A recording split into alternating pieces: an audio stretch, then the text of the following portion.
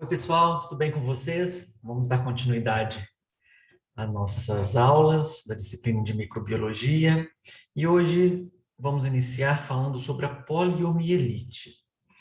Então, a poliomielite, ou a paralisia infantil, como é conhecida popularmente, é uma doença infecto-contagiosa, viral aguda, caracterizada por um quadro de paralisia de início súbito, geralmente acometendo os membros inferiores, de forma assimétrica. Isso quer dizer que não acomete ambos os membros da mesma forma e com a mesma intensidade, causando a flacidez muscular com a sensibilidade conservada e a perda dos reflexos no segmento atingido. O agente etiológico é o poliovírus, né, que é o vírus da paralisia infantil. Então, aqui eu trago algumas fotos para ficar ilustrativo, né, sobre o que significa essa patologia, né? E de antemão, ela está erradicada no Brasil, né, no país, e não há circulação desse vírus selvagem desde a década de 90, em virtude do êxito da política de prevenção do Sistema Único de Saúde do SUS, que é a famosa vacina da gotinha. Então, a erradicação da poliomielite no Brasil é um resultado dessa intensificação e da responsabilização de todo o governo em relação à vacinação. Então, em 1980, as campanhas de vacinação em massa contra a poliomielite aconteceram no Brasil, e o Brasil teve o seu último caso registrado em 1989. Em 1994, o Brasil recebeu da Organização Pan-Americana de Saúde o certificado de área livre da circulação do poliovírus selvagem. Ok? Então, as formas de transmissão do vírus. O vírus ocorre a transmissão por contato direto de pessoa a pessoa, por via fecal-oral, que é o mais frequente, ou por objetos e alimentos contaminados com fezes do doente portador do vírus. Outra forma é a via oral-oral, através de gotículas e secreções da orofaringe, através da fala, da tosse ou quando espirro. A falta do saneamento básico e as más condições habitacionais e de higiene das pessoas de forma precária consistem e favorecem a transmissão do vírus. Então, o vírus fica incubado geralmente de 7 a 12 dias e acontece essa transmissão através de alimentos contaminados ou do contato mão-boca com as fezes ou através de gotículas durante a tosse, ao espirro ou ao falar. Os sinais e sintomas dessa doença. Em alguns casos não apresentam os sintomas, mas quando apresentam pode ser, por exemplo, um sinal e sintoma que apresenta-se no corpo, uma fadiga, a tosse, a coriza, o nariz escorrendo, febre, mal-estar, sensação de desmaio ou fraqueza. E nos músculos pode apresentar essa fraqueza muscular, a perda da massa muscular e também tremores musculares. O vírus atinge o sistema nervoso, onde se multiplica, podendo levar a uma desnutrição dos neurônios motores, e isso que vai desencadear a paralisia dos membros inferiores. O diagnóstico dessa patologia é o isolamento do vírus, que ele é realizado a partir de uma coleta de fezes, do paciente suspeito e de pessoas com quem ele teve contato, e quando mais especificamente, já num estágio talvez um pouco mais avançado, pode acontecer a análise do líquor cefalorraquidiano através de uma punção, principalmente por manifestar sinais também de uma meningite, que é a inflamação da meninge, que recobre o cérebro, e por isso é importante a realização desse exame. O tratamento, infelizmente, não existe um tratamento específico e podem incluir os analgésicos anti-inflamatórios, o repouso e, é claro, a fisioterapia para a reabilitação dos membros inferiores. A profilaxia é a vacinação SEIB, que é as gotinhas, e é de acordo com a recomendação do Ministério da Saúde. Outras medidas profiláticas são a higienização das mãos, a higienização dos alimentos, utilização de água potável, e as medidas educativas junto com o saneamento básico na rede pública, de escolas, em crianças, creches. E, sem sombra de dúvida, é uma doença de notificação compulsória. Mas lembrando que desde a década de 90 não existe nenhum caso de poliomielite no Brasil. Então, o esquema vacinal da poliomielite, que é conhecida como a vacina SEB, é a primeira dose aos 2 meses, a segunda dose aos 4 meses de vida, a terceira dose aos 6 meses de vida, e depois, aos 15 meses, a criança deverá receber uma dose de reforço, ok? Tranquilo, pessoal? Então, daremos continuidade, agora entrando em algumas outras patologias, e agora eu vou falar um pouco para vocês sobre as doenças que são transmitidas pelo Aedes aegypti, o famoso mosquitinho da dengue, né? Um mosquitinho pequenininho, mas que faz um estrago danado. Então, olha só, as características desse abençoado mosquitinho da Aedes aegypti. Ele é um vetor, ele que transmite a doença, como a dengue, a zika, chikungunya e também a febre amarela. Um único mosquitinho pode transmitir essas 4 doenças. Tem esse nome porque ele foi descoberto no Egito. Ele é pequeno, de cor preta e com manchas brancas, como está aqui no slide anterior. Está vendo o corpo dele todo branco com algumas listrinhas brancas. A fêmea se alimenta do sangue, então é por isso que ela transmite a doença, e o macho alimenta-se de seiva. A fêmea alimenta de sangue porque é ela que põe os ovos. Geralmente a picada pelo Aedes aegypti acontece pela manhã de 7 às 10 horas, e no final da tarde, por volta de 15 às 19 horas, acontece também a picada do mosquito juntamente com a transmissão. É um mosquito doméstico que voa baixo, ele voa aproximadamente a 1 quilômetro, gosta dos países tropicais, né? E nós vivemos num país tropical, pois os ovos eles precisam de água e de calor. Então, o que acontece muito transmissão da dengue? Quando chove e no dia seguinte faz calor, aquele sol que nós temos aqui no país. E aí os ovinhos aí amam estar nesse ambiente propício para desenvolvimento. A fêmea ela põe em média 100 ovos e em locais diferentes, e esses ovos podem durar por até 360 dias, né? Ele fica 1 ano até que ele se transforma, né, nesse mosquito aí. E quem pica é a fêmea, como eu disse. Então, a dengue é um grande problema no país, e aí a sociedade tem uma parcela muito importante no controle, no combate dessa doença. Então, a dengue é uma doença de infecção viral, que pode ser assintomática ou sintomática, o paciente pode apresentar sintomas ou não. Quando ela é sintomática, causa uma doença sistêmica, variando desde quadros mais simples até quadros muito graves, hemorrágicos, que poderão levar até a morte.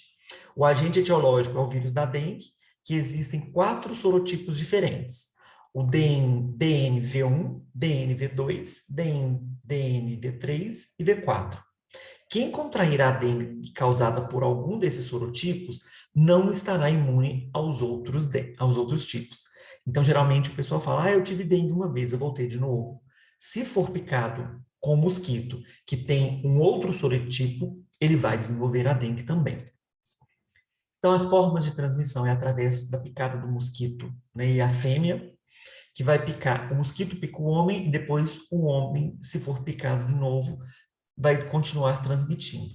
Então, o mosquitinho ele pica e sai picando todo mundo e aumenta as chances de contaminação. O período de incubação da doença de 3 a 15 dias, podendo variar até o 6º dia de incubação. Os sinais e sintomas, como eu disse, existem uma forma mais leve, que é a dengue clássica, e uma complicação, que é a dengue hemorrágica. E eu irei falar agora cada uma delas. Então, olha só, dengue clássica. A febre geralmente está em torno de 39 a 40 graus. É uma febre alta. O paciente apresenta cefaleia, que é a dor de cabeça. Ele apresenta mialgia e artralgia, que é uma dor em todo o corpo e nas articulações. Fadiga, náusea e vômitos. O paciente tem perda de apetite, ele vai apresentar dores musculares também, dor retroorbitária, que é aquela dor em volta dos olhos, ao redor dos olhos, exantemas, que são manchas avermelhadas em toda a extensão corporal, né, na pele, e o prurido, que são a coceira. Já a complicação, nós temos a dengue hemorrágica, e é sério, mata. Os sintomas, eles são os mesmos que apresentam na dengue clássica, porém, com um agravamento, que são os riscos de hemorragias, que são os sangramentos. Então, os pacientes podem apresentar uma epistaxe, que é o sangramento nasal, podem apresentar petequias, que já são sinais de hemorragia, são aqueles pontinhos vermelhos em toda a pele. Nós vamos aprender a fazer o teste o teste da prova do laço. Gengivorragia, que é o sangramento nas gengivas, eu tenho uma foto no slide seguinte para mostrar para vocês. Hematêmese, que gera vômitos com sangue, e o melena, que são as fezes apresentando sangue. Então, isso é associado muito à questão intestinal, né? Com sangramento de hemorragia digestiva alta ou hemorragia digestiva baixa. Ocorrem os distúrbios de coagulação, então por isso apresenta-se o sangramento. Então a gente tem uma foto aqui de epistaxe, que é sangramento no nariz, os exantemas e pontinhos bem pequenos que podem ser as petequias, e um exemplo para vocês de gengivorragia, que é o sangramento das gengivas. Pode acontecer também vômitos frequentes, a tontura, dificuldades para a respiração, uma dor abdominal intensa e contínuas. Também são complicações da dengue. O paciente que apresenta qualquer sinal ou sintoma de complicação da dengue, por exemplo, a dengue hemorrágica, o paciente tem que ser internado imediatamente. As formas da doença, elas podem ser clássicas, como a gente disse, né? Dor de cabeça, dor nos olhos, uma febre alta, dor nos músculos, dores nas articulações, e as complicações da dengue hemorrágica, como sangramentos nasais, nas gengivas, sangramentos cutâneos, por exemplo, as petequias, os gastrointestinais, a melena ou hematêmese, uterino, né? Pode apresentar sangramentos uterinos de forte intensidade. E as complicações podem aparecer também problemas neurológicos, cardíacos e hepáticos. Então, os casos suspeitos de dengue com sinais de alarme, com sinais de atenção, são dor abdominal intensa, e aí pode apresentar uma hepatomegalia, que é o aumento do fígado, do baço também, esplenomegalia. Os vômitos persistentes, o paciente desidrata muito fácil. Acúmulo de líquidos, como a ascite, que vai ser aquela barriga volumosa por água. Pode acontecer um derrame pleural e também um derrame pericárdio. Sangramento das mucosas e hemorragias importantes. É um outro sinal de alerta para a dengue, uma sonolência e irritabilidade. Hipotensão postural, apresentando uma tonteira e até mesmo a síncope, que é o desmaio. Aumento de hematócritos e queda das plaquetas, então vocês verão muito isso falando sobre plaquetopenia, é o paciente que está com baixa de plaqueta, que é um sinal de alerta para a doença. Lembrando que no adulto, abaixo de 77, 88 de plaqueta já considera-se risco. A diminuição da diurese, muito associado à desidratação do paciente, e também desconforto respiratório em um estágio avançado. O diagnóstico é feito por exame laboratorial, que é o PCR que é o viral, e esse exame ele é feito, em média, em 30 minutos já se tem um resultado de positivo ou não, e também acompanhamento desse paciente através de um hemograma, aonde poderá ter o aumento dos hematócritos e a diminuição das plaquetas. Avaliação dos sinais e sintomas e a presença de pessoas em uma determinada área com alto índices de infecção. Então, é geralmente muito associado. Por exemplo, na região da Pampulha está tendo altos índices de transmissão da dengue, na região do Barreiro, alto índice de transmissão de dengue, né? Porque os pacientes com diagnósticos de dengue estão localizados nessa região. Então, fica-se atento para os índices, né, epidemiológicos da doença. E a prova do laço também é uma forma de realização do diagnóstico.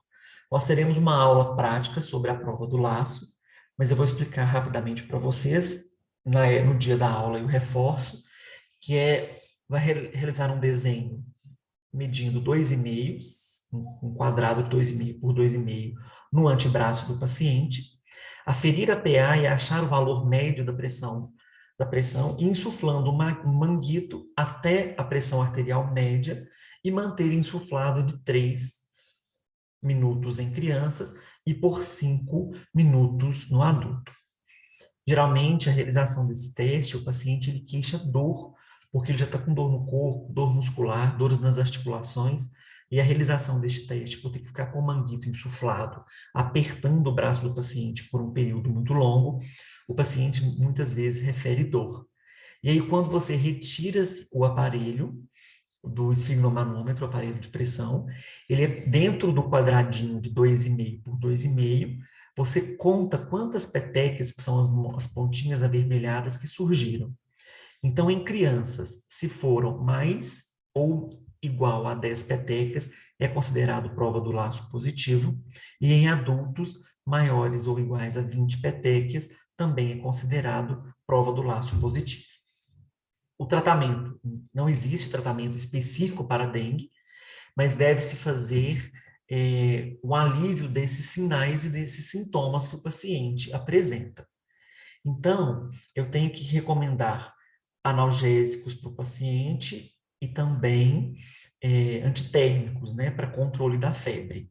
Geralmente, é administrado o paracetamol e dipirona, e isso pode ser intercalado, geralmente é dipirona de 6 em 6 horas e paracetamol de 6 em 6 horas. Porém, pode ser intercalado. Então, a cada 3 horas ele toma um dos medicamentos.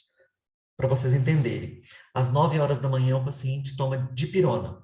Então, 9, 10, 11, meio-dia. Se ele não tiver sentido melhora dos sintomas, meio-dia ele pode tomar o paracetamol. E aí, por seguinte, tá bom?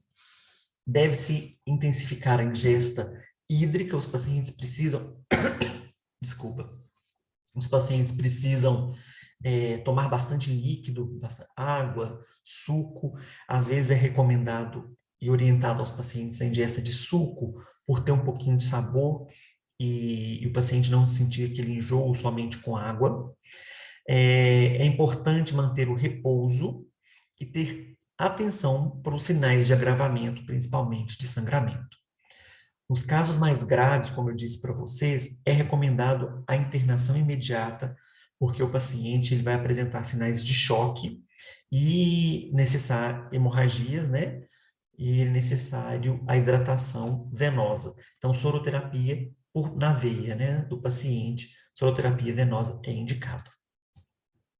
Não se deve usar medicamentos à base do ácido acetil salicílico, como exemplo aspirina, o Melhoral, o AS, e anti-inflamatórios, pois eles podem aumentar o risco de hemorragia.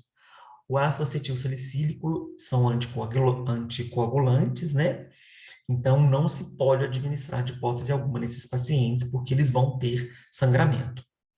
Tranquilo?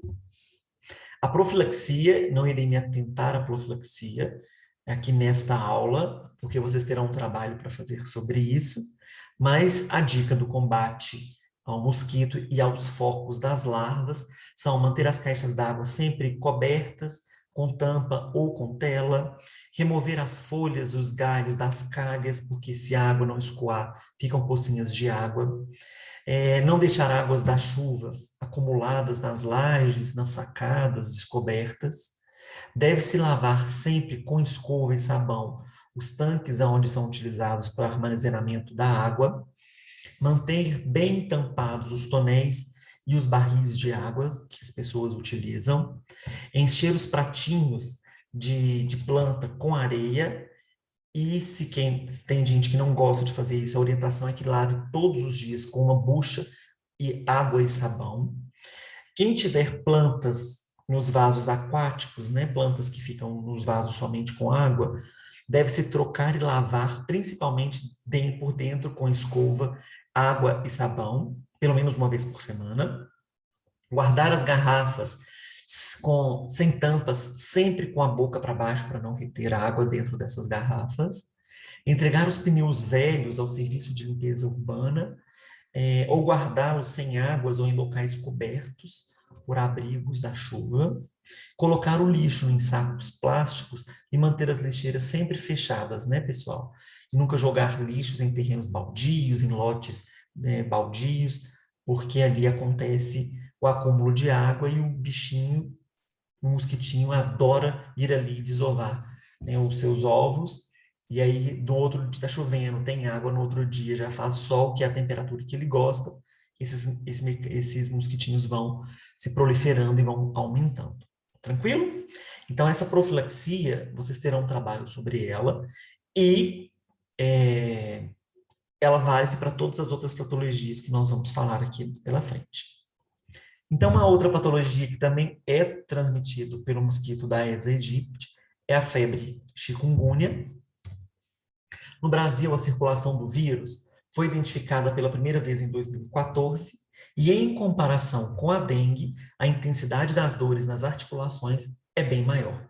Então, o diferencial para a chikungunya é uma dor nas articulações, uma artralgia de forte intensidade. A transmissão da febre chikungunya também é pelo mosquito da Aedes aegypti, como já foi dito, e existem casos de transmissão vertical e também neonatal, né? Então, isso existe um estudo avançado em relação a isso. Os sintomas é uma febre acima de 38,5, de início repentino. Existe a poliartralgia, né, que é a dor intensa nas articulações dos pés, das mãos, dos dedos e tornozelos e pulsos. Uma cefaleia intensa, a mialgia, que é dores musculares.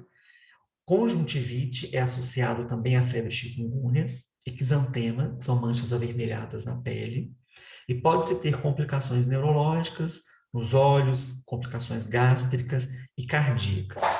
Cerca de 30% dos casos não chegam a desenvolver os sintomas, mas quando desenvolve, o paciente refere muita dor nas articulações. Então, um diferencial médico para fechar-se um diagnóstico, fiquem atentos. São sinais muito parecidos com a dengue, porém o paciente vai queixar intensa dor nas articulações. O desconforto nas articulações destaca-se entre os sintomas, como eu disse, e a sua duração pode ser prolongada entre meses ou até mesmo por anos, e pode evoluir para uma artrite e se tornar crônico. O diagnóstico são 3 tipos de teste mais utilizados para diagnosticar a doença, que é a sorologia, o PCR em tempo real e o RT-PCR e também o isolamento viral, através de uma coleta de sangue. Exames clínicos e a história de presença de pessoas em áreas de detecção do mosquito transmissor ou com casos de chikungunya nos dias anteriores ao que o paciente refere os sintomas. Então, o tratamento, não existe vacina, né, pessoal? Nem mesmo para dengue existe vacina. E é um tratamento, o tratamento é específico para a chikungunya, são também tratar os sintomas que o paciente apresenta. Então, é administrado antitérmico e analgésicos, e para casos de dores articulares, pode-se administrar anti-inflamatório com acompanhamento rigoroso do médico. Recomenda-se ao paciente o absoluto repouso e o estímulo da ingesta hídrica para o paciente. O paciente precisa tomar muita água, muito suco. Soro caseiro é recomendado também para hidratação. E se um caso mais grave, mais severo, ele precisa ir a um ambiente hospitalar para receber a hidratação venosa. Como na dengue e chikungunya não é recomendado, não deve ser usado nenhum tipo de medicamento à base do ácido acetilsalicílico, como melhoral, aspirina, tá? Geralmente utiliza também paracetamol e dipirona para esses pacientes. A profilaxia, como já foi dito, é a mesma da dengue, porque é o mesmo mosquitinho que transmite essa patologia. E o Zika vírus também é uma complicação, né? E uma doença grave transmitida por esse mosquito.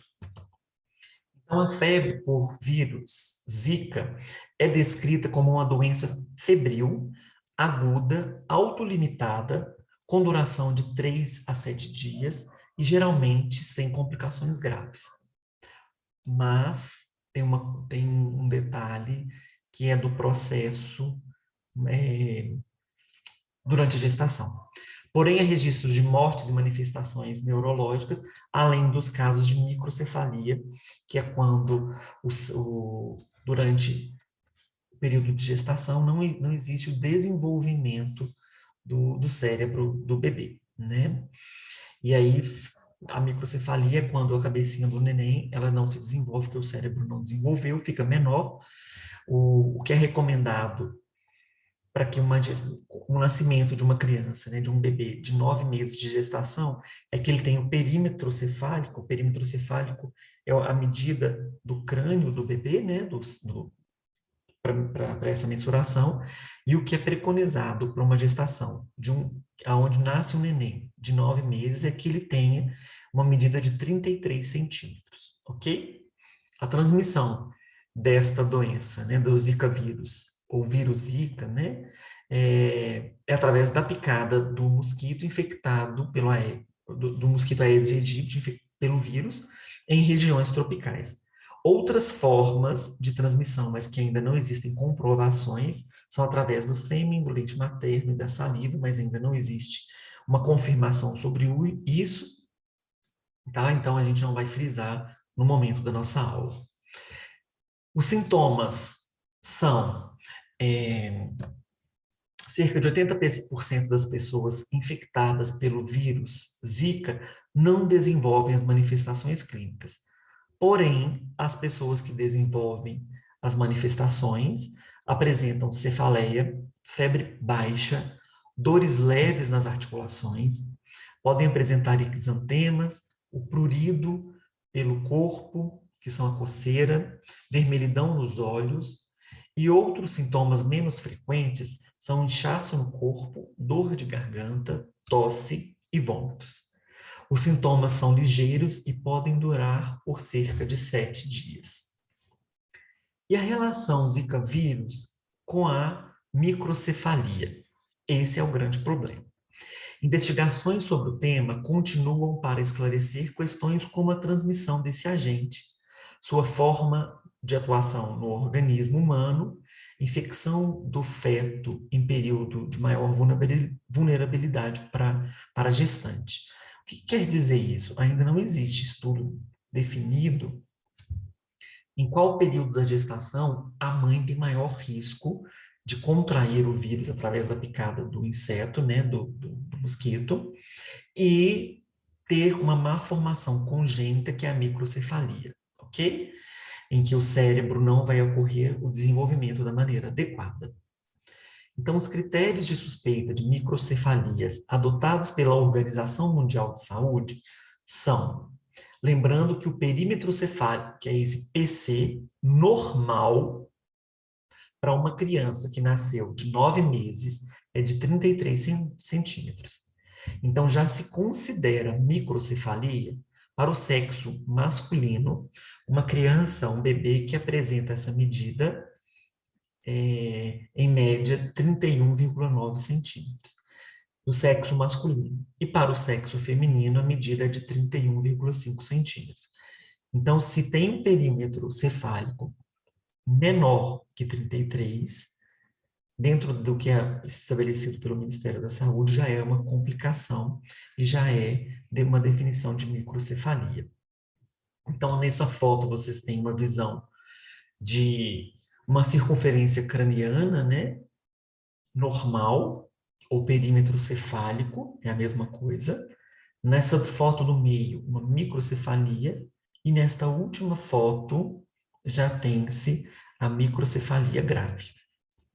Então, a gestante que tem esse diagnóstico, ela é acompanhada em consultas de pré-natal, e deve-se realizar vários exames recomendados pelo seu médico, ultrassom para acompanhar o desenvolvimento dessa criança, exames específicos da gestação também são solicitados para ter um acompanhamento, para ver se o feto está tendo esse desenvolvimento do perímetro cefálico, né, do cérebro, da forma adequada para a idade gestacional.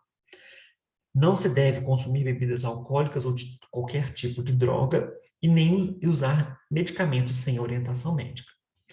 Os casos suspeitos também é de notificação compulsória e confirmados também. E a gestante será submetida a coletas de sorologias e outros exames para detecção desse vírus. A gestante terá suas consultas de pré-natal ampliados, então ela vai ter que realizar a visita ao médico periódica, porém em períodos menores. E quando o neném nasce, se não ocorrer um aborto, né, a morte do feto no período intrauterino, durante a gestação, se o neném nascer, ele também vai ter um acompanhamento por uma equipe de neuropediatria e serão realizados exames de imagens e exames laboratoriais necessários para o acompanhamento e desenvolvimento dessa criança, juntamente com a família. O diagnóstico também é realizado através de exames laboratoriais ou pela avaliação dos sinais e sintomas apresentados pela pessoa com áreas de detecção, com áreas onde detecta-se a transmissão por esse mosquito, ok? Então, tanto as dengue, chikungunya e zika são diagnosticadas através da sorologia específica para essas doenças, tá bom?